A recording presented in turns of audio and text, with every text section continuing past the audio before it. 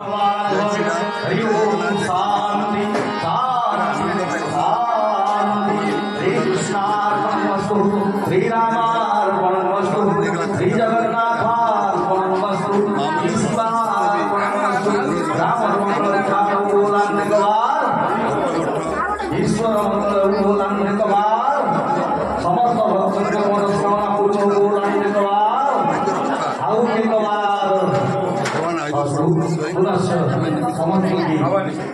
आसंता निमंत्रित जिते शीघ्र आसवे भगवान कथा से शीघ्र आनंददायक लगे। जय जगन्नाथ। धन्यवाद देवी शंकर बाबू यूट्यूब चैनल आमर कार्यक्रम दूर प्रचार हो पार्टी। आज जो भक्त मैंने जापार केवल गोटे मध्यम दरकार जो यूट्यूब माध्यम रही तेणुक भगवान कार्यक्रम चली धन्यवाद देवी भक्त मान माँ मान भाई मान समस्त को निवेदन करी आसंता काली ठीक 7:30 आपने आसवे कार्यक्रम का जय जगन्नाथ, जय श्री कृष्ण, जय श्री राम।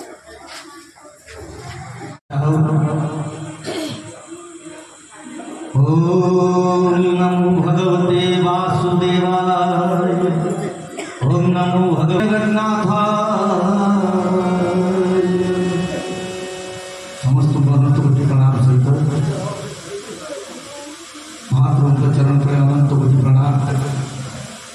आज वक्ता विशाल सुनाम पंडित भरत जी महाराज के चरण पर अनंत कोटि प्रणाम सहित सतीराज की बात महेश महाराज के चरण पर अनंत कोटि प्रणाम सहित उपस्थित समस्त गुरुजननी जगत जननी संभूता मातृ मंडली को यह व्यास अनंत अनंत कोटि प्रणाम सहित शब्दयंत्र माध्यम शुणुवा समस्त ग्राम वृद्ध वनिधन सिया राममय सर्वजन जानी गुरु प्रणाम जोरी जो पानी न्याय अनंत अनंत अनंत कोटि प्रणाम सहित श्री रामार्पण। ईश्वर सब सुखी न कोई न हो दुखारी, सब निरोग भगवन धन्य धन्य के भंडारी। शब भद्र भाव देखे शतमार्ग के पथि कवे, दुखी न होई हमें सृष्टि में प्राण धारी। सुखी बसे संसार सब दुखिया रहे न कोई, सुखी बसे संसार सब दुखिया रहे न कोई। अभ्यास हम सबकी भगवान पूजी होई, अभ्यास हम सबकी भगवान पूजी होई। दिव्या बुद्धि तेज मन सबके भीतर हो रे, दिव्या बुद्धि तेज मन सबके भीतर हो रे। भाग्य से वंचित रहे न को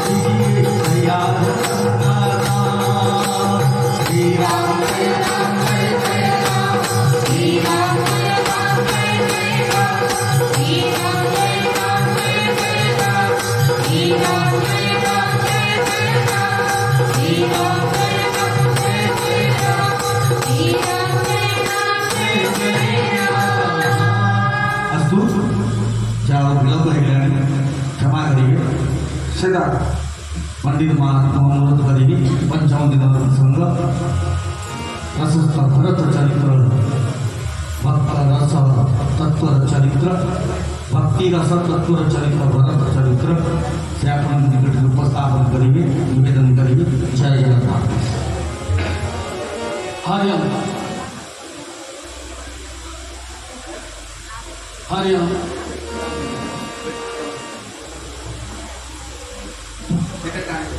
हरिओम हरिओम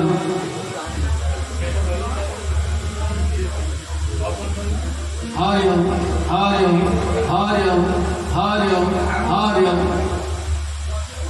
सिद्धार्थ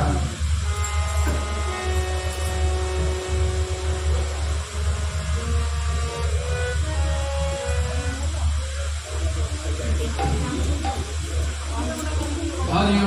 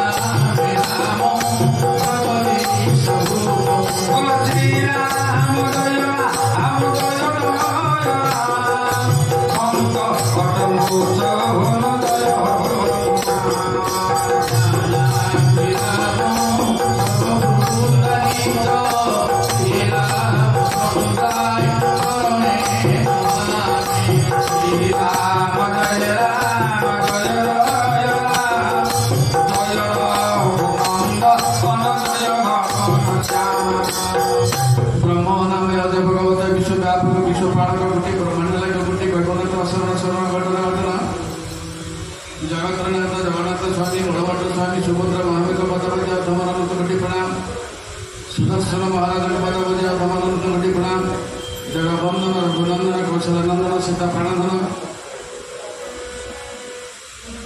यादवंद सरकार जी सीतामया पदपति धमानंद कोटि प्रणाम भरत लक्ष्मण शत्रुघ्न पदपति धमानंद कोटि प्रणाम अंजन सुध पद्म वीरभद्र कुमारी महावीर रामेश्वर बाबा पदपति धमानंद कोटि प्रणाम पितादेव कटकचरी महादेव पदपति धमानंद कोटि प्रणाम गुरु गुरुजन साधु संत ब्राह्मण वैष्णव कल्याणमयी आशादारी मातृमा भाई भौरी मान पदापति धमानंद कोटि प्रणाम जय जगन्नाथ स्वामी नयन प्रतिमा भवत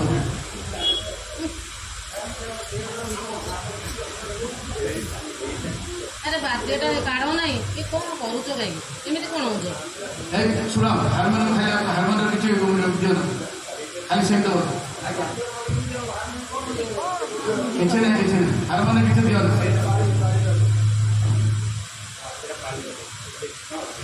भाई से भगवत प्रेमी विदय पंडित मंडली पुराण दर्शन भगवत पाठशाला महाभणी मान अनुष्ठान समस्त कर्मकर्ता वृद्ध महत्वगण नागेश्वर समस्त भाई और भौणी मैंने एठार उपस्थित समस्त भाई भौणी मान को नमस्कार करुच्ची सियाराम सबजाक जाने कर्मपुराण जोड़ी गोपाल सदन साढ़े 8 आपण मो घर को अतिथि रूप से जाइए आपको पेट पूरा खाइए देवी ना कि नहीं से विदा कर दे आ पानी ढाल देवी गोड़ तापर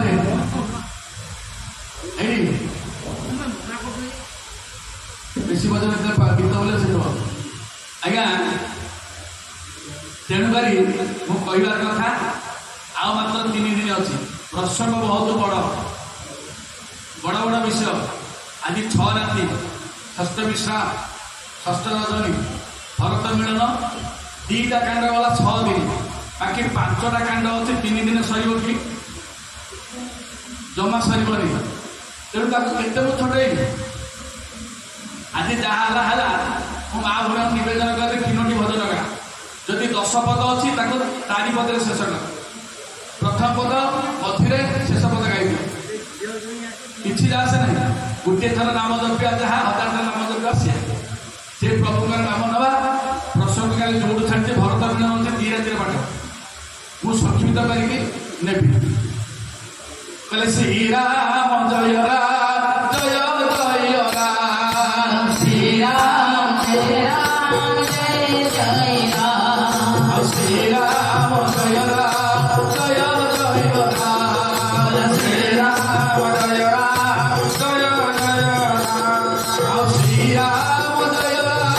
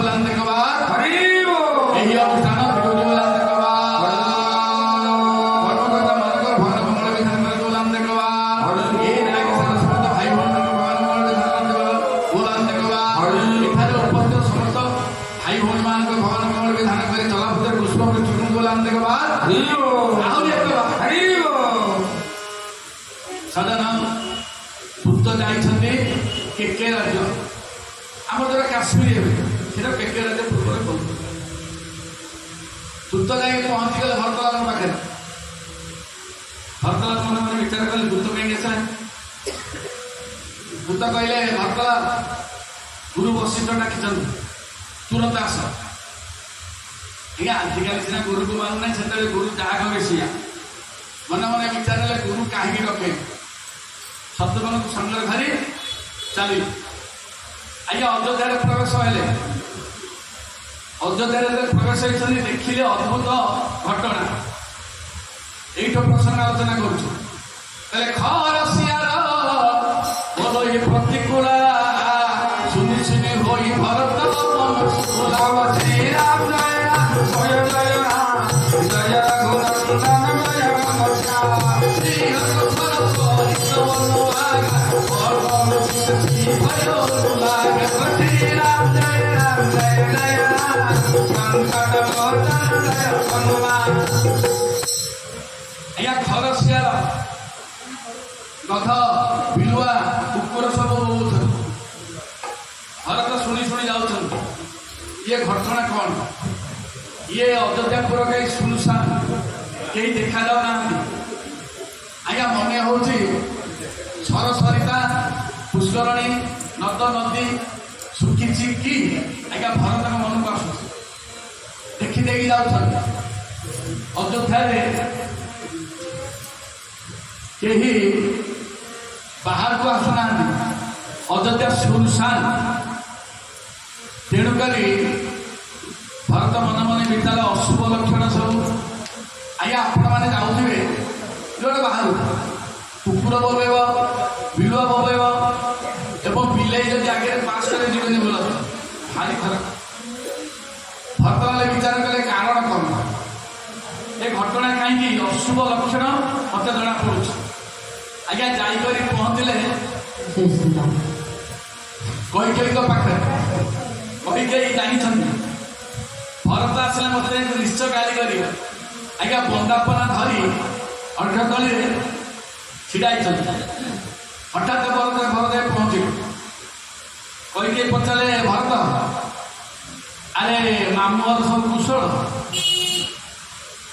ମୋ ବାପା ମା ସବୁ ଭଲରେ ଅଛନ୍ତି? ଆଗ ପଚାରି ପକେଇଲେ। ସେଇଟା ଭରତ କହିଲେ ମା ତୁମ କୁଶଳ କଥା ଥାଉ, ମତେ କୁହ ଅଯୋଧ୍ୟା ପରି ଶୂନଶାନ ଦେଖାଯାଉଛି। ଭାଇ ଭାଉଜ କାହାନ୍ତି? ସାନୁଜ ଲକ୍ଷ୍ମଣ କାହାନ୍ତି? ବାପା କୁଆଡେ ଗଲେ? କୈକେୟୀ କ'ଣ କରିବୁ? କହିଲେ ମା ଉତ୍ତର ଦିଅ। ସେଇଠି କୈକେୟୀ ଭରତଙ୍କ ଭିତରେ ଯଦି କଥାବାର୍ତ୍ତା ହବ ସେ 10ଟା ବାଜିଯିବ। ବହୁତ କଥା ଅଛି, ମୁଁ ସଂକ୍ଷିପ୍ତ କରିକି ନେଉଛି। କୈକେୟୀ କହିଲେ ସତ କଥାଟା କହିଦେବି। କହିଲେ ବାପାରେ ଗୋଟେ ଅଘଟଣା ଘଟିଛି। ନା କ'ଣ? ନା ମଥୁରା ବୋଲରେ ପଡ଼ି ତୋ ବାପାକୁ 2ଟି ବର ମାଗିଲେ। ନା କି ବର? ନା ଅଯୋଧ୍ୟାରେ ଭରତ ହବ ରାଜା, ରାମଚନ୍ଦ୍ର 14 ବର୍ଷ ବନବାସ ଯିବ। ହେଲେ ମା ଭରତ ଭାଇ ରାଜା ହବ, ଦେବତୁଲ୍ୟ ଭାଇକୁ ତୁମେ ବନବାସ ପଠେଇଛ, 14 ବର୍ଷ ମାଗିଛ ନା? କ'ଣ କରିବି? ମଥୁରା ମତେ ଶିଖେଇଲା, ତାରି ବୋଲେ ପଡ଼ିକି ମାଗିଲେ। ଆଜ୍ଞା ସେଇଠି ଭରତ କହିଲେ ମା ତୁମେ ମୋର ପ୍ରକୃତ ମା ନୁହେଁ, ତୁମେ ହଉଛ ଚାଣ୍ଡାଳୀ ରାକ୍ଷସୁଣୀ। ଠିକ ଠିକ ସତ ଠିକ। ଏ ମା ଏ ରାଜ୍ୟ ଲୋଭରେ ନିଜ ପୁଅକୁ ରାଜା କରିବେ ବୋଲି ରାମଚନ୍ଦ୍ର ବେଳେ ଭାଇ ଭାଉଜ ହଉଛନ୍ତି ସୀତା, ସାନୁଜ ଲକ୍ଷ୍ମଣଙ୍କୁ ମନକୁ ପଠେଇଛ। ତୁମେ କ'ଣ ଭାବିଛ ମୁଁ ତୁମ ପୁଅ ଏ ଅଯୋଧ୍ୟାରେ ରାଜା ହେବି? ଆରେ ଭକ୍ତି ରସ ତତ୍ତ୍ୱପୂର୍ଣ୍ଣରେ ପରିପୂର୍ଣ୍ଣ ହେଉଛି ଭରତ। ତୁମେ ଭରତକୁ ଚିହ୍ନିନ? ଏ ମା ଜୟ ପୈକ ରୁଚି ରହିଅତି ତାହିନ ଜନମ କାଳେ ମରଇନ ଶ୍ରୀରାମ ଜୟ ରାମ ଜୟ ଜୟ ରାମ ଜୟ ରଘୁନନ୍ଦନ ଜୟ ଘନଶ୍ୟାମ। ବୋଲେ ମା ଯେତେବେଳେ ମତେ ଜନ୍ମ କଲ ଏନ୍ତୁଡ଼ି ସାଳରେ ମୋ ତଣ୍ଟିଟାକୁ ଚିପି ଯେତେବେଳେ ଭଲ ହେଇଥାନ୍ତା। ଏ ମା ତୁମେ ହଉଛ ରାକ୍ଷସୀ ମା, ତୁମେ ଯଦି ପ୍ରକୃତ ମା ହେଇଥାନ୍ତ ତାହେଲେ ଭାଇକି କ'ଣ ବନବାସ ପଠେଇଥାନ୍ତ କି? ତାହେଲେ ମା ଭାଇ ତୁମରି ହାତରୁ ଖାଆନ୍ତୁ, ତୁମରି ପାଖରେ ଶୁଅନ୍ତି, ତୁମକୁ ନ ଦେଖିଲେ କୈକେୟୀ ମାଆକୁ ନ ଦେଖିଲେ ରାମ ଶୁଅନ୍ତି ନାହିଁ। ଏ ମା ଏମିତିଆ ପୁଅକୁ ଯୋଉଠି ଗେଲ କରୁଥିଲ, ସ୍ନେହ କରୁଥିଲ, ସେମିତିଆ ପୁଅକୁ ଅନୁମତି ପଠେଇଦବ। ଠିକ ଠିକ ସତ ଠିକ। ଏ ମା ତମକୁ ମା ଡାକୁ ମତେ ଲାଜ ଲାଗୁଛି, ତୁମେ ପ୍ରକୃତ ମୋର ମା ନୁହେଁ। ଆଜ୍ଞା ବହୁତ କଥା ଅଛି ସମୟ ନାହିଁ। ସେଇଠି ଭରତ କହିଲେ ମା ମୁଁ ଆଜି ଶପଥ କରୁଛି ଜୀବନ ଥିଲା ପର୍ଯ୍ୟନ୍ତ ତୁମକୁ କେବେ ମା ଡାକିବି ନାହିଁ। କୈକେୟୀ ଆଖିରୁ ଧାର ଧାର ଲୁହ ଗଡ଼ିଗଲା। ମନେ ମନେ ବିଚାର କଲେ ଭରତ ତୁ କଣ ଜାଣିବୁ? ଆରେ ତୁ କଣ ଜାଣିବୁ ମୋ କଥା? ମୋ ମନ କଥା କେବଳ ରାମ ଜାଣେ, ତୁ ଜାଣିପାରିବୁନି। ମୁଁ କାହିଁକି ଜଙ୍ଗଲକୁ ପଠେଇଛି ରାମକୁ, ରାମ ଜାଣେ, ମୁଁ ଜାଣେ। ତୁ କେତେ ତିରସ୍କାର କରୁଛୁ କହ? ଛାତିକି ପଥର କରିଦେଇଛି 14 ବର୍ଷ। ମୋ ପୁଅ ରାମ କହିଛି। ମନେ ମନେ ବିଚାର କରୁଛନ୍ତି କୈକେୟୀ। କହିଲେ ମୋ ପୁଅ ରାମ କହିଛି, କହିଲେ ମା 14 ବର୍ଷ ଛାତିକି ପଥର କରିଦବ, ସମସ୍ତ ନିନ୍ଦା ଅର୍ଜନ କରିବେ। କୈକେୟୀ ଚାଣ୍ଡାଳୀ ରାକ୍ଷାସୁଣୀ ରାମକୁ ପଠେଇ ଧନ ଲୋଭରେ ପୁଅକୁ ନିଜ ପୁଅକୁ ରାଜା କରିବେ ବୋଲି କୈକେୟୀ ମନେ ମନେ ଭିତରେ ଭରତ ତୁ ଯାହା କହୁଛୁ ମୁଁ ସହିବି। ମୋ ପୁଅ ରାମ କହିଛି 14 ବର୍ଷ ଛାତିକି ପଥର କରି।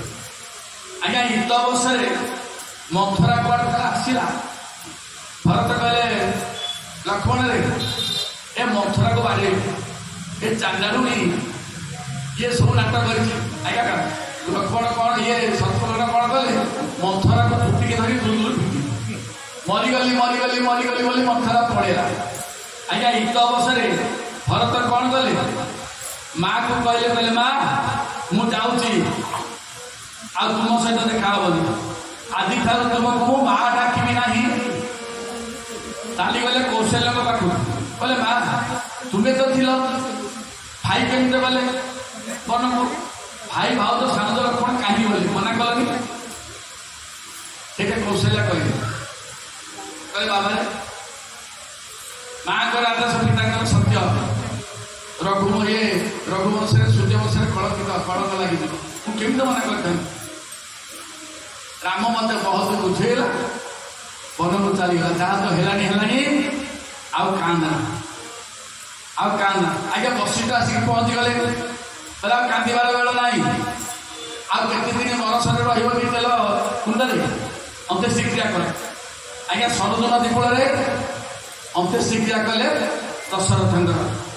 ଭରତ ଦେଲେ ମୁଖା ମନରେ ତାକୁ। ଏଣେ ବଶିଷ୍ଠ କଣ କଲେ, କହି ପରଦିନ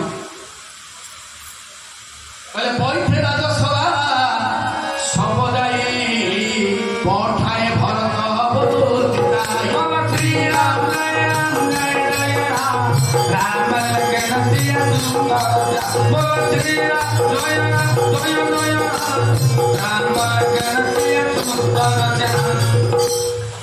ଆଜ୍ଞା ଗୋଟେ ରାଜସଭା ବସିଲା। ବଶିଷ୍ଠ ଭରତକୁ ବସେଇଲେ। ସଭାଟି ମାତ୍ର ମାନେ ବସିଲେ, ସମସ୍ତେ ବସିଲେ। ଭରତକୁ ବସେଇକି କହିଲେ ଭରତରେ ଗୋଟେ ଉଦାହରଣ ଦଉଛି ଶୁଣୁ। ଆରେ ପରଶୁରାମ ବାପାଙ୍କର ଆଦେଶ ମାନିକରି ନିଜ ମାର ମସ୍ତକକୁ ଛେଦନ କରିଥିଲେ। ବାପାଙ୍କର ସତ୍ୟ, ମାଙ୍କର ଆଦେଶ। ଯଦି ବାପା ସତ୍ୟ କରିଛନ୍ତି ତୁ ରାଜା ହବୁ, ଭାଇ ତ ବନବାସ ପଳେଇଲୁ, ଗୋଟେ କାମ କର ଅଯୋଧ୍ୟାରେ ରାଜା। ଆଜ୍ଞା ସେଇଟା ଭରତ କହିଲେ ଗୁରୁଦେବ ବାପା ଯାହା କହିଛନ୍ତି ଠିକ ଅଛନ୍ତି କି? କହିଲେ କଣ ହେଲା ଠିକ ନା? କହିଲେ ନା, ମୁଁ ଯଦି ରାଜା ହେବି, କହିଲେ ମା ମାଗିଲେ ମୁଁ ଆସିଥାନ୍ତି, ରାଜା ହୋଇଥାନ୍ତି, ତାପରେ ଭାଇ ବନବାସ ଯାଇଥାନ୍ତି, ଯୁକ୍ତିଯୁକ୍ତ ପ୍ରମାଣ।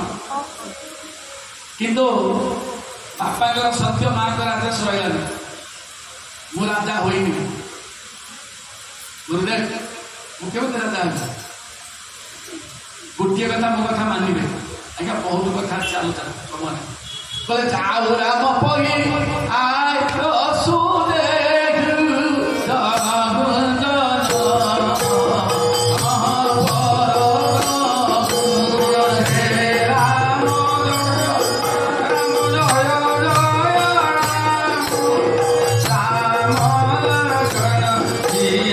সুন্দর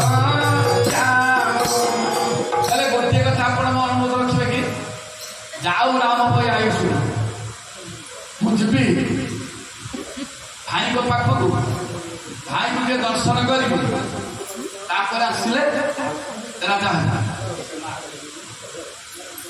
ଆଜ୍ଞା ସଭାରେ ଯେତେ ଜଣ ବସିଥିଲେ ସମସ୍ତେ ହଁ କଲେ, ହେଲେ ଭରତଲାଲ ଯାହା କହୁଛନ୍ତି ସତ କଥା, ସତ କଥା। ସେଇଟା ଗୁରୁଦେବ କହିଲେ, କହିଲେ ଭରତ ତୁମେ ଯାହାଟା ଭାବିଛ ସେଇଆ କର, ଯାଅ ରାମକୁ ଦର୍ଶନ କରିବ, ଦେଖି ଦର୍ଶନ କଲା ପରେ ଆସିବ ରାଜା ହବ ତ ନା? ହଁ ରାଜା ହେବ। ଆଜ୍ଞା ଭରତ କହିଦେଲେ। ତୟାନ୍ତର ସକାଳ ଭରତଲାଲ, ଶତ୍ରୁଘ୍ନ, ବଶିଷ୍ଠ, ରାମଦେବ ଯେତେ ସବୁ ଥିଲେ ପାତ୍ର ମନ୍ତ୍ର ଧରିକି ସବୁ ବାହାରିଲେ ଅଯୋଧ୍ୟା ଚାଲିଲେ। ଆଉ ଚିତ୍ରକୂଟ ଅଭିମୁଖେ ଚାଲିଲେ। ଆଜ୍ଞା ଭରତକୁ ଲାଗିଥିଲା 6 ଦିନ ଚିତ୍ରକୂଟରେ ପହଞ୍ଚିବାକୁ। ଚାଲିଲେ। ଆଜ୍ଞା କୁହେକ ଶବର ନିକଟରେ ଯାଇ ପ୍ରବେଶ ହେଲେ। କୁହେକ ସବୁ ସୁନବରପୁରକୁ ଯାଉଛନ୍ତି। ଚାର ଯାଇ ଜଣେଇଲା, କହିଲା ମହାରାଜ ଇଏ ଭରତ ଶତ୍ରୁଘ୍ନ ରଥରେ ଆସୁଛନ୍ତି, ସବୁ ଆୟୁଧ ଧରିଛନ୍ତି, କାହିଁକି କାରଣ କଣ? କୁହେକ ଶବର ବିଚାର କଲେ, ଆରେ ହେଇ ତ ଭାଇକି ମାରିକି ଭାଇ ରାଜା ହଉଛନ୍ତି, ଇଏ କାଳେ ଭରତ ରାମଚନ୍ଦ୍ରଙ୍କୁ ମାରିବ ବୋଲି ଆସିଛି କି? କହିଲେ ଜାନ ଈଶାନୁଜ ରାମ ହି ମାରି ରାଜ ସୁଖାରି ବୋଲ ଶ୍ରୀ ରାମ ଜୟ ରାମ ଜୟ ଜୟ ରାମ ଶ୍ରୀ ରାମ ଜୟ ରାମ ଜୟ ଜୟ ରାମ। କାଳେ ଭରତ ଆସୁଛନ୍ତି ପ୍ରଭୁକୁ ମାରିକରି ଅଯୋଧ୍ୟା ରାଜା ହେବେ। କହିଲେ ସୈନ୍ୟମାନେ ଆରେ ଚିତ୍ରକୂଟରେ ଛାଡ଼ିକି ଆସିଛି ପ୍ରଭୁ। ଭରତ ଗଲେ ଗଙ୍ଗା ପାର ହେଇଯିବେ, ଆଉ ବାଟ ତ ନାହିଁ, ଗଙ୍ଗା ନଦୀ କୂଳ ଜଗିଯିବ।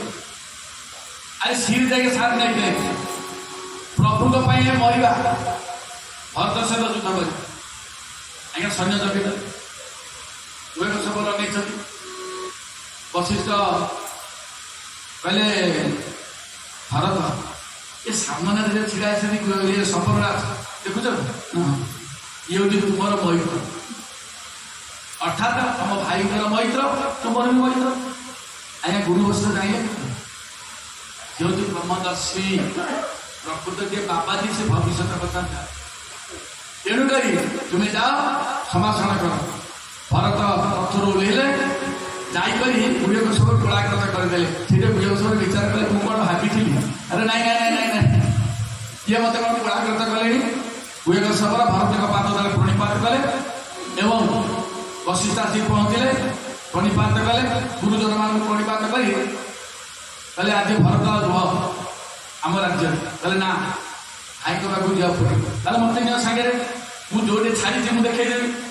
ଆଜ୍ଞା କୁହେକ ଶବର ଆଗେ ଆଗେ ଚାଲିଲେ।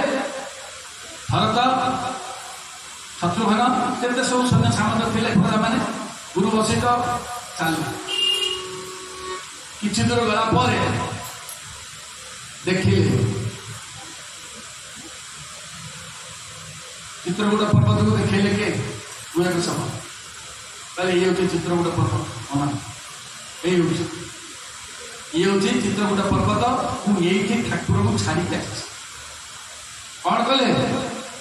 ଭରତ କହିଲେ ଭାଇମାନେ ଶୁଣ, କହିଲେ ଦେଖି କର ଈଶବ ଦଣ୍ଡ ପ୍ରଣାମ କହିଦିଅ ଜାନକୀ ଜୀବନ ଶ୍ରୀରାମ ଜୟ ରାମ ଜୟ ଜୟ ରାମ ଶ୍ରୀରାମ ଜୟ ରାମ ଜୟ ଜୟ ରାମ ଶ୍ରୀରାମ ଜୟ ରାମ ଜୟ ଜୟ ରାମ ଶ୍ରୀରାମ ଜୟ ରାମ ଜୟ ଜୟ ରାମ।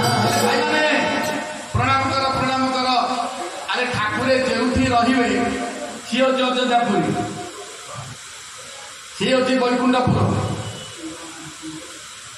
ସମସ୍ତେ ପାପଡ଼ି ଶୋଇଗଲୁ, ଦଣ୍ଡ ପ୍ରଣାମ କଲେ। ଆଜ୍ଞା ଭରତ କ'ଣ କଲେ?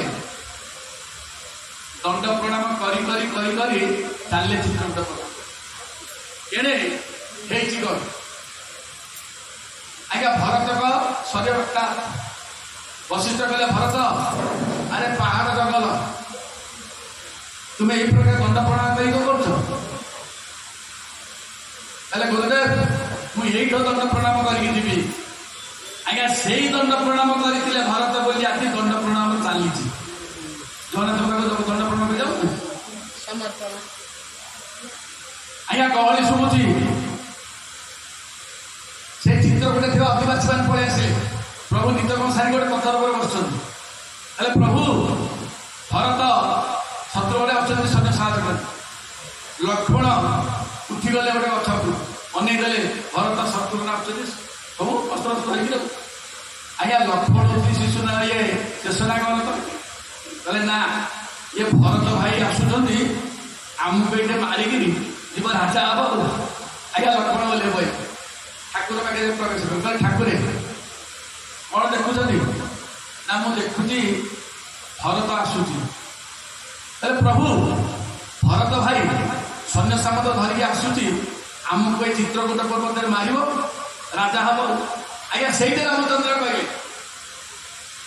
ଲକ୍ଷ୍ମଣ ଆରେ ଆମେ 4 ଭାଇ ଅଛୁ ଆମେ ଜଙ୍ଗଲକୁ ଆଇଛୁ। ପିତା ସତ୍ୟ କରିଥିଲେ ଭରତ ଭାଇ ରାଜା ହବ ମୁଁ ବନକୁ ଆସିବି ମାଙ୍କ ଆଦେଶ। ଆଉ ଯଦି ଭରତ ଭାଇ ଯଦି ରାଜା ହବ ସେଥିରେ କଣ ଅଛି ଯେକୌଣସି ଭାଇ ତ ରାଜା ହବ। ନାଇଁ ପ୍ରଭୁ ସେ ଉଦ୍ଦେଶ୍ୟ ଆସୁନି ଆମକୁ ଆଗ ମାରିବ ତାପରେ ରାଜା ହବ। ଆପଣ ମୋତେ ଆଦେଶ ଦିଅନ୍ତୁ ନା ଗୋଟିଏ ବାଣ ମାରିବି ଯେ ଭରତ ଶତ୍ରୁଘ୍ନ ସୈନ୍ୟ ସମସ୍ୟା ସମୁଦ୍ର ପକେଇବି। ବୋଲ ସତ୍ୟନାରାୟଣ ଭଗବାନ କି ବୋଲ ହର ହର ମହାଦେବ କି। ଆଜ୍ଞା ରାମଚନ୍ଦ୍ର ବିଚାର କଲେ ଯଦି ମୁଣ୍ଡଟା ହଲେ ଦେବି ନା ଏ ଲକ୍ଷ୍ମଣ ସେଇଆ କରେ। ହେଲେ ଲକ୍ଷ୍ମଣ ଦେଖିଲା ଆରେ ଦେଖିଲା ଭରତ ଭାଇ କଣ କରୁଛି ଆସୁ ମାରିବ କଣ।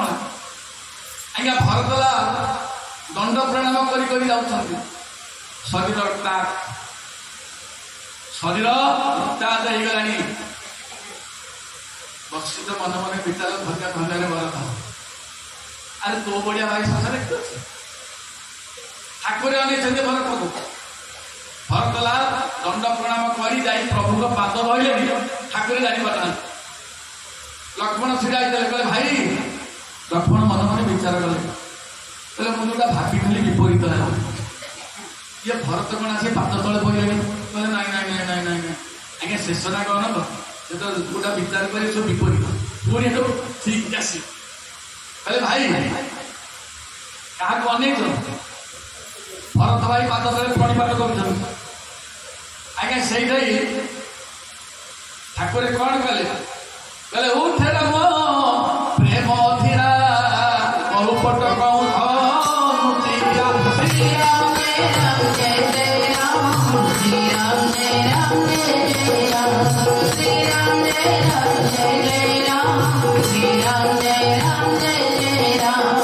ଆଜ୍ଞା ଧନୁଜର ଖସି ପଇଲା। ଯେତେବେଳେ ଭରତକୁ ଦେଖିଦେଲେ କୋଣାଗ୍ରତ କଲେ। ଆଜ୍ଞା ଏଇଠି କୁହାଯିବ ଭାବ ବିନୋଦୀ। ଭାବ ବିନୋଦିଆ କାହାକୁ କହନ୍ତି? ଭକ୍ତ ଭଗବାନ ଭାବଗ୍ରାହୀ ଭକ୍ତର ଭାବକୁ ଯିଏ ଗ୍ରହଣ କରି ଯେତେବେଳେ ତାକୁ ଭାବଗ୍ରାହୀ କୁହାଯାଏ। ଯେତେବେଳେ ଭକ୍ତ ଭଗବାନଙ୍କୁ ମିଳନ ହେଇଗଲା ସେତେବେଳେ ଭାବ ବିନୋଦିଆ ବୋଲି କୁହାଯାଏ। ମନେ ରଖିଦେଲେ ମା ମାନେ ଭାବଗ୍ରାହୀ ଭାବ ବିନୋଦିଆ କାହାକୁ କହନ୍ତି? ସାଧାରଣ ଭରତଙ୍କ ଆଖିରୁ ତାହାର ଲୁହ ଗଡ଼ି ଯାଉଛି। ରକ୍ତା କହିଲା ଭାଇର ଭରତ ତ ଶରୀର ରକ୍ତାକ୍ତ ନେଇ ବଶିଷ୍ଠ କହିଲେ। ବଶିଷ୍ଠକୁ ଦେଖିକରି ରାମ ସୀତା ଲକ୍ଷ୍ମଣ ପ୍रणिपात କଲେ। ଆଜ୍ଞା କହିକି ଛିଡ଼ା ହେଇଛନ୍ତି ରାମଚନ୍ଦ୍ର କି ଭାଇ ପାଦ ତଳେ ସମସ୍ତେ ଅନେଇଛନ୍ତି ପ୍ରଧା ମାନେ ହେଲେ ଯୋଉ କହିକେଇ ବନକୁ ପଠେଇଲା ରାମଚନ୍ଦ୍ର କଣ ଯାଇକି ଆଗ କହିକେଇ ମାଙ୍କ ପାଦ ତଳେ ପ୍रणिपात କଲେ। କୌଶଲ୍ୟା ଅଛନ୍ତି ସୁମିତ୍ରା ଅଛନ୍ତି। କାହିଁ ମା ଏ ତ୍ରେତୟା ଯୁଗରେ ମା ହଉଛି କହିକେଇ ସେମିତିଆ ମା ମିଳିବେ ନାହିଁ। ଦ୍ୱାପର ଯୁଗରେ ମା ହେଲେ ଯଶୋଦା। କାହିଁକି ନିଜ ପୁଅକୁ ବନକୁ ପଠେଇଲା ଆଜି ଭକ୍ତମାନଙ୍କୁ ତାରଣ କରିବା ପାଇଁ। ଭକ୍ତମାନଙ୍କୁ ତାରଣ କରିବା ପାଇଁ କୈକେୟୀଙ୍କର ଉଦ୍ଦେଶ୍ୟ ଏବଂ ଅଭିଶାପ ମା ଲକ୍ଷ୍ମୀଙ୍କୁ ଦେଇଥିଲେ। ସେ କହିଥିଲେ ଆଜି ମୋ ପୁଅ ଜଙ୍ଗଲରେ କେତେ କଷ୍ଟ ପାଇବ ଆଉ ପଛକେ କିନ୍ତୁ ଭକ୍ତମାନଙ୍କୁ ତାରଣ କରିକି ଆସିବ। ଇଏ ହଉଛି ଭଗବାନଙ୍କର ଠାକୁରଙ୍କର ପୁଣ୍ୟ ଯାଉ ବଶିଷ୍ଠ ଆସିଥିଲେ ଆଜ୍ଞା ଖବର ପାଇକି ଜନକ ରାଜା ଯାଇ ପହଞ୍ଚନ୍ତି। ରାମଚନ୍ଦ୍ର ପଚାରିଲେ ଭରତ ଆରେ ସମସ୍ତେ ଯାଇଛ ବାପା କୁଆଡେ ଗଲେ? ସେଇଠି ଭରତ ହାତ ଧରି କହିଲେ ଭାଇ ବାପା ଆପଣଙ୍କୁ ସ୍ମରଣ କରି ଆମ କାମ କରିଛନ୍ତି। ରାମଚନ୍ଦ୍ର କହିଲେ ଧନ୍ୟ ଧନ୍ୟରେ ଭରତ, ଆରେ ମୁଁ ହଉଛି କୁପୁତ୍ର ତୁ ହଉଛି ସୁପୁତ୍ର। କାହିଁକି ବାପାକୁ ତୁ ଦେଲୁ ମୁଖାଗିନି, ବଡ ପୁଅ ଦବା କଥା ବଡ ପୁଅ ଜଙ୍ଗଲକୁ ଆଇଛି। ତୋ ଭଳିଆ ଭାଇ ସଂସାରରେ କିଏ ଅଛି? ବୋଲ ସଚ୍ଚିଦାନନ୍ଦ ଭଗବାନ କି। ଆଜ୍ଞା ସେଇଠି ରାମ ଲକ୍ଷ୍ମଣ ସୀତା ଗଲେ ମନ୍ଦାକିନୀ ନଦୀରେ ସ୍ନାନ କରିକି ଆସିଲେ। ବଶିଷ୍ଠ କହିଲେ ରାମ ବସ। ଆଜ୍ଞା ଉଚ୍ଚ ପଥରେ ରାମଚନ୍ଦ୍ର ବସିଲେ। ବଶିଷ୍ଠ ସମସ୍ତେ ବସିଲେ।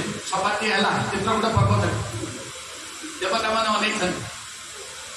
ଆଜ୍ଞା ଭରତ କୋଉଠି ବସିଲେ? ପ୍ରଭୁଙ୍କ ପାଦ ତଳେ। ଭରତଲାଲ ରାମଚନ୍ଦ୍ରଙ୍କ ପାଦ ତଳେ ବସିଲେ। ରାମ କହିଲେ ଭରତ ଶୁଣ, ତୁ ଆଦେଶ ମାନିବୁ ନା କଣ ମାନିବୁ? ନା ବାପା ରାଜା ରାଜ୍ୟ ରଖିଛନ୍ତି, ତୁ ରାଜା ଆମ ବନକୁ ଆସିବି। ଯା ଅଯୋଧ୍ୟାରେ ରାଜା ହବ, ପ୍ରଜାକୁ ପାଳନ କରିବୁ। ଯା ଯା ଯା ଯା। ଭରତ ଅନେଇଛନ୍ତି, କହିଲେ ଭାଇ କଣ ହେଲା? ମୁଁ ଅଯୋଧ୍ୟାକୁ ଯିବି, ରାଜସିଂହାସନରେ ବସିବି, ରାଜ ଶାସନ କରିବି। ଠାକୁରେ